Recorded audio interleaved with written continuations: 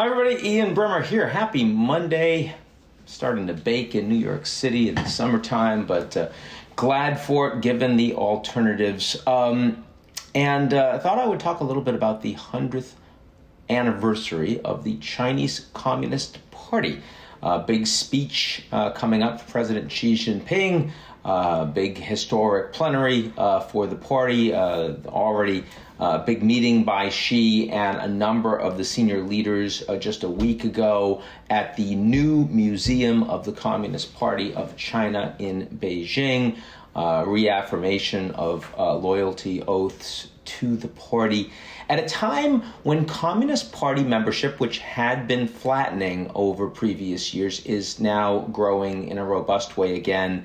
You've got almost 100 million members of the Communist Party across China, and it's hard to get in. Only about 10% of applicants actually are accepted. It is increasingly seen as a way to be successful in core state-owned enterprises, opportunity, political access, economic access, you name it. If you're a young elite and you want to make a difference in China, having a party membership card and being seen to be loyal and having behaviors that are befitting a Communist Party member are increasingly important.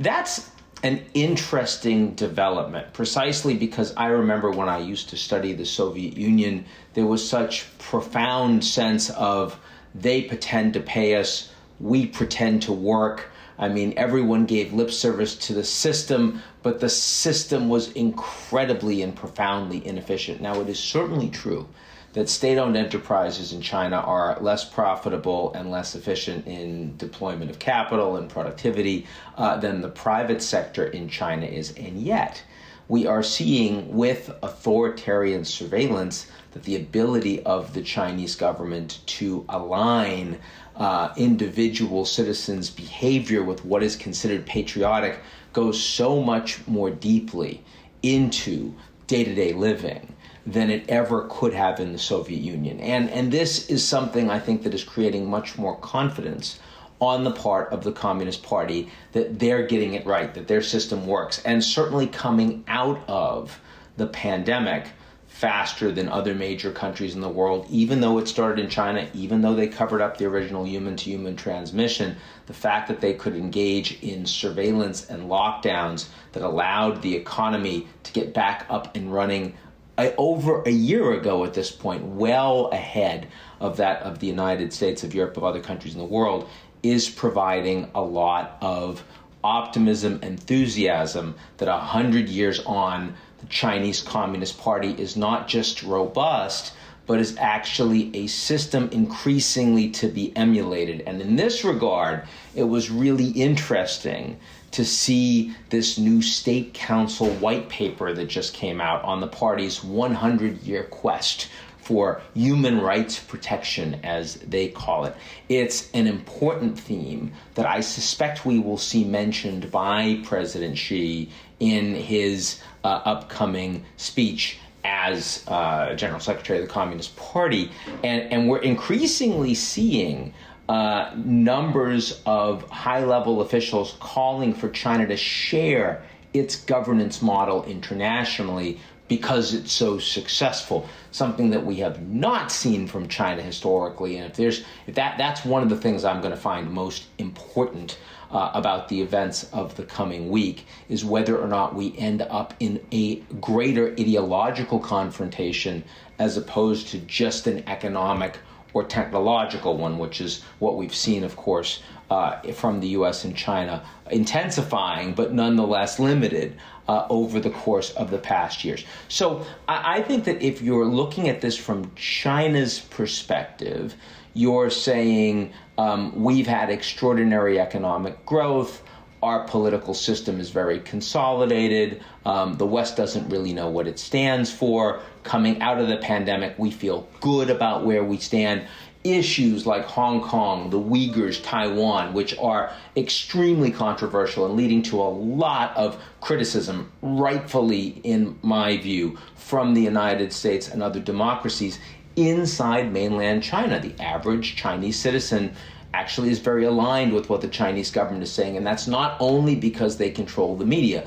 I mean, if you look at the treatment of the Uyghurs and the fact that their rights have been stripped away, and there's been forcible cultural assimilation, integration, anti-natalist policies of late, even sterilizations, and of course these re-education camps with over 1 million Uyghurs in place.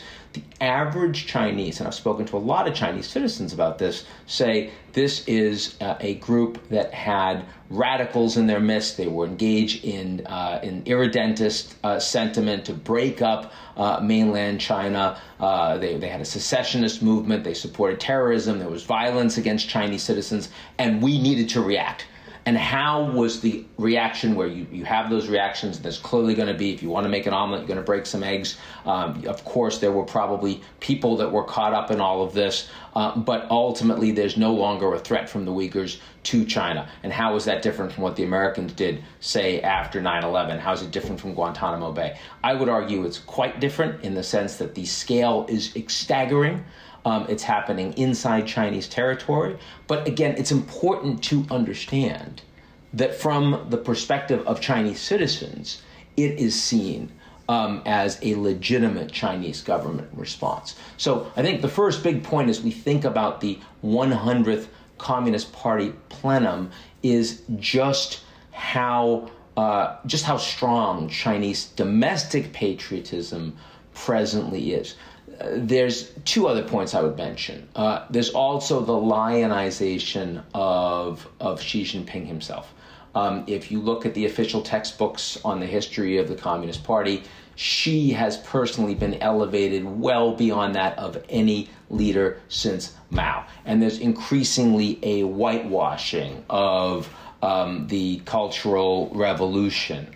There is increasingly this sense that the Great Leap Forward, which was a policy disaster inside China, of the level of those we saw with the Great Famine under Stalin, is now something that you really can't criticize anymore. So this sense that history should be rewritten to support the domestic victors, something that is downright Orwellian, but is increasingly table stakes inside China, is something I find disturbing, not only because I think it's bad for the harmonious rise of Chinese society over time, but also because it will lead to more confrontation between China and those of other countries around the world that have broader and more open policy debate and media debate and political debate.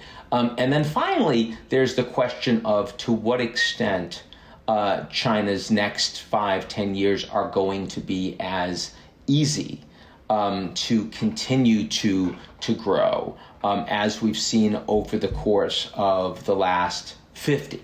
100 years, you can't really use that as a benchmark because before China started globalizing, there was much more profound difficulty inside China. It was a low-income country with massive human depredation and war. But when I see where China is heading in the next 10 years compared to the last 50, it feels like there is a lot more winds of change against China's progress.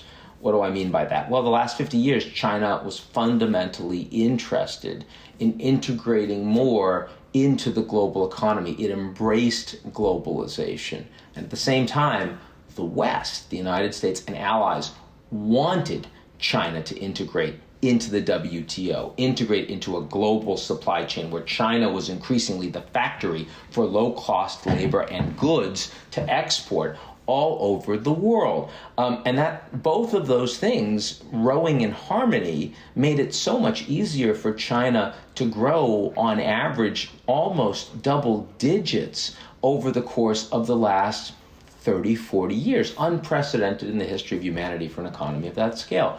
Now, as I think about the coming 5-10 years, neither of those two things apply. Globalization is starting to turn inward. Low-cost labor, no longer so low cost in China. The United States focusing more on industrial policy, on insourcing, on supporting American labor, not on China being the factory of the world. So the massive advantage that China had is not only less of an advantage in a post-industrial revolution, but also the West is increasingly not aligned with China's integration and economic success. Now, there certainly are actors in the West that are very aligned with it. There's a big difference between a lot of American corporates that are still betting more and more over time on China's economy than the U.S. government and many allied governments in the Quad in Asia, the UK, many Europeans in Europe. But still, structurally, this is going to be a lot harder for China going forward. And the fact that the 5-year plan is now all about dual circulation, which is focused more on Chinese demand and focused more on Chinese control of supply chain, is the opposite of what China was able to prioritize to get to the economic power that it presently accumulates. The fact that that is happening in an environment where Chinese demographics are more constrained and Chinese debt is growing to levels that have been unsustainable for middle-income economies over the course of the last 50 years, for me, makes the risks to China in the next 5-10 years skew more to the downside than the upside. A lot of uncertainty, but as I'm thinking about how to assess Xi Jinping's big plenary speech coming up this week, that's what I'm thinking about. So a few macro thoughts on where China is, where China's going on this 100th anniversary of the founding of the Chinese Communist Party. A lot to think about, and all sorts of stuff to follow. So I hope everyone's doing well. Be safe, avoid fewer people, and I'll talk to you real soon.